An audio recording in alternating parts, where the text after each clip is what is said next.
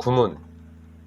이처럼 사람이 본성상 부패하여 선을 온전히 행하지 못하고 악을 행하고자 하는 성향을 가지고 있다면 사람으로 하여금 행할 수가 없는 것을 율법을 통해 요구하시는 하나님은 결국 사람에게 불의를 행하시는 것이 아닙니까? 답. 전혀 그렇지 않습니다. 왜냐하면 하나님께서는 사람을 창조하실 때에 하나님의 율법을 행할 수 있는 능력을 사람에게 주셨기 때문입니다.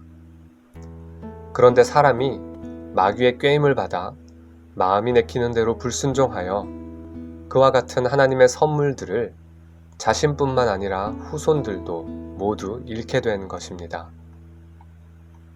신문. 하나님께서 그러한 불순종과 반역을 벌하지 않으시고 그대로 허용하시겠습니까? 답. 결코 그렇지 않습니다. 하나님께서는 우리가 직접 범하는 죄들에 대해서뿐만 아니라 우리가 태어나면서 지니는 원죄에 대해서도 몹시 불쾌히 여기십니다. 공의로운 재판관이신 하나님께서는 이것들에 대해서 지금 이 세상에서 그리고 영원히 벌을 내리십니다. 하나님께서는 누구든지 율법책에 기록된 대로 온갖 일을 항상 행하지 아니하는 자는 저주 아래 있는 자라 라고 선언하셨습니다. 11문. 그렇지만 하나님께서는 또한 긍휼의 하나님이시지 않습니까? 답. 하나님은 참으로 긍휼이 풍성하신 분이십니다. 그러나 또한 하나님은 공의로우신 분이십니다. 그렇기 때문에 하나님의 공의는 지극히 존엄하신 하나님께 대하여 반역을 행한 죄에 대해 최고의 형벌, 곧 몸과 영혼의 영원한 형벌을 내리십니다. 해설입니다. 인간은 성경에 따르면 본성상 악합니다.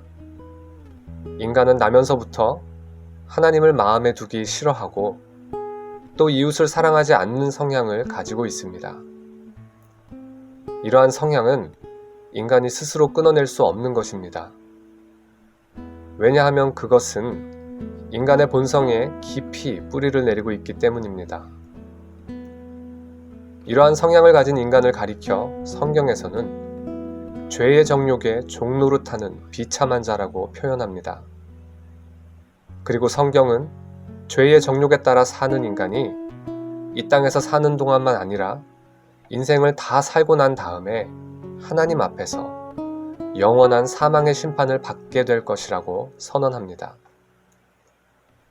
성경이 말하는 이러한 정죄에 대하여 인간 가운데 그 누구라도 반박하며 성경이 틀렸다고 말할 수 있을까요? 만일 인간 가운데 어떤 이가 앞서 나서서 말하기를 이만하면 사람들이 나를 의인으로 존경할 만하다 라고 제 아무리 외쳐도 아무런 소용이 없습니다. 왜 그렇겠습니까? 어떤 사람이 의인인가 아니면 죄인인가를 판단하는 기준은 사람이 정하는 것이 아니라 하나님이 정한 것에 따라야 하기 때문입니다.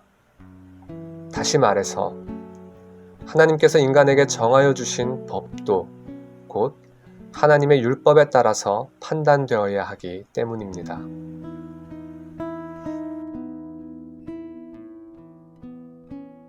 나는 오직 주의 인자하심을 의뢰하여 싸우니 내 마음은 주의 구원을 기뻐하리.